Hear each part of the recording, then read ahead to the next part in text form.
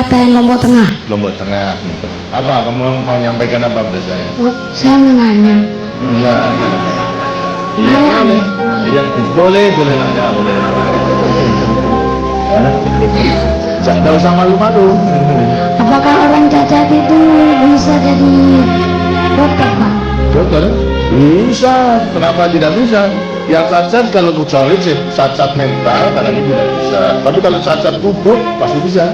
Karena juga ada mulai kalau cacat yang mulai kecil itu adalah bisa belajar, bisa membaca, menulis, bisa cacat buta seperti yang Keller saja. Itu juga harus menjadi pemimpin dunia ini. Itu juga cacat. Jadi bisa asalkan mau belajar.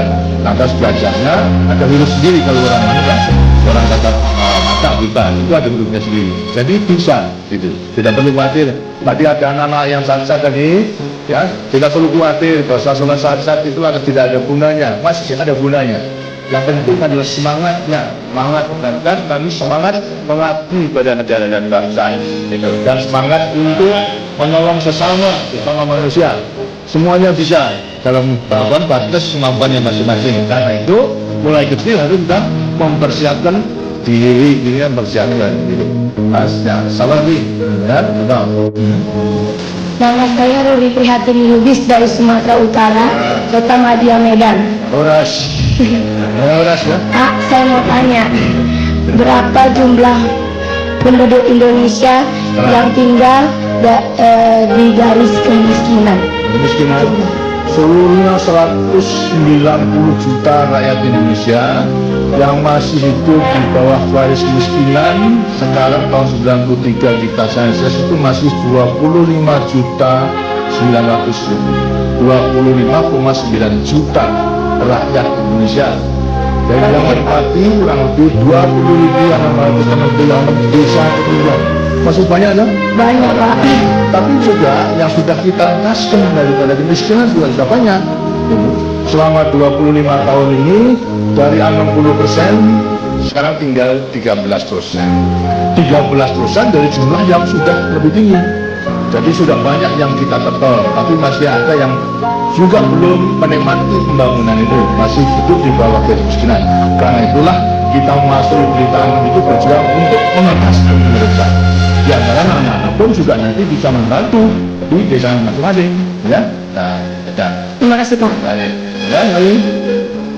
Coba lagi. Ya, ini. Mau jadi presiden belum tanya lagi.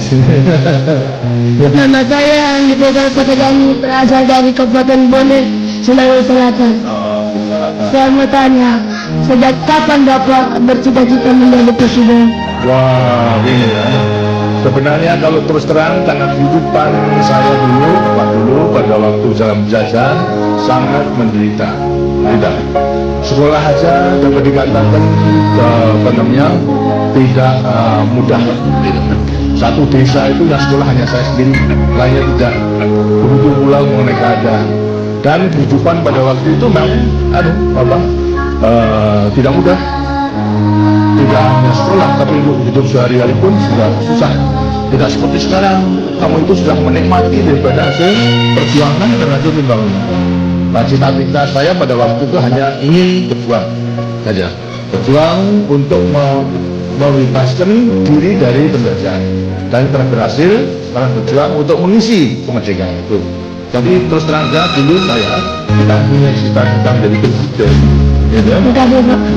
Jadi hanya kemudian secara kebetulan kemudian di tengah jalan berjuang ini rakyat mempercayai pada saya untuk menjadi presiden.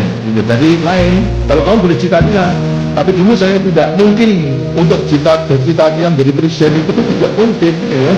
Tapi toh di tengah jalan perjuangan Tuhan mengizinkan pada saya dengan dukungan rakyat saya menjadi presiden. Ya. Terima kasih. Lagi, ya. Ini, segitu nih, coba. Apa? Nama saya Hamli dari Provinsi Sulawesi Tengah, Kabupaten Bangkai. Saya mau tanya, mengapa presiden di Indonesia cuma satu, padahal Indonesia sangat luas? Ya terang gitu. Nanti kalau presiden itu hanya satu untuk memimpin negara dan bangsa itu.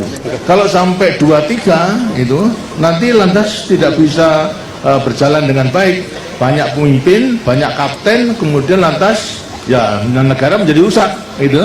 Tapi terang bahwasanya presiden yang satu ini hanya melaksanakan apa yang diputuskan oleh rakyat, ya, melewati MPR menentukan garis besaran negara. Walaupun satu, tapi sebetulnya terikat kepada garis besaran negara, terikat kepada Pancasila, terikat pada Undang-Undang Dasar 45. Jadi memang tidak boleh, menurut undang-undangnya memang hanya satu, tidak boleh satu aja hanya untuk 5 tahun. Setelah 5 tahun boleh dipilih lagi untuk berapa? 5 tahun. Setelah 5 tahun kemudian atas pertanggungjawaban bisa juga dipilih lagi untuk berapa? 5 tahun. Begitu seterusnya, ya. Nah, kenapa kamu tanya begitu? Kenapa? Siapa kamu tanya begitu? Siapa yang suruh, siapa? Karena hanya ingin tahu saja. Nah, kalau di rumah juga begitu, kan tidak ada bapak 2, 3, ya toh? Bapaknya kan yang satu toh. Nah iya, yang memimpin rumah tangga ini bapak, hanya satu juga. Ya. Sama lagi ini, ya, ini yang kali gantian. Nama saya Sakina dari Kalimantan Selatan.